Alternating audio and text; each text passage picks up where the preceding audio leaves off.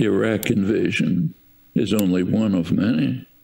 I mean, the United States, through NATO, but it's the United States, bombed Serbia, cut off part of Serbia, decided to make it independent. One of the major U.S. Air base bases, military bases in the world is there in Kosovo. Bombed Libya in violation of its own UN Security Council resolution. Turned the most advanced country in Africa into total wreckage. Invaded Afghanistan with no pretext, none. Talk about Al-Qaeda. First of all, when they invaded, they didn't even know that Al-Qaeda was involved in 9/11. And if they did know, a police operation would suffice. Invaded and destroyed Afghanistan, invaded Iraq, wrecked it to the point where it may not even survive. We can go on and on. That's just recent years. If you hear any criticism of that, I mean, you read major foreign affairs again.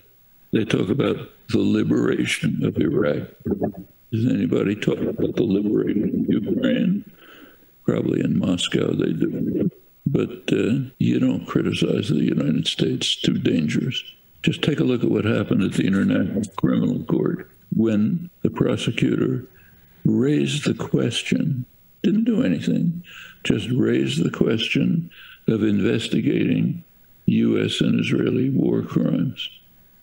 U.S. practically destroyed the court, sanctioned the prosecutor, blocked the visa negotiations. In fact, the United States has legislation saying that if any American is ever brought to The Hague, the U.S. executive has the right to use force to rescue them. Well, anybody going to criticize the United States? What happens to them? What happens to them? One thing that can happen is you can get thrown out of the international conventions. Yeah. Another is you can get harsh sanctions imposed.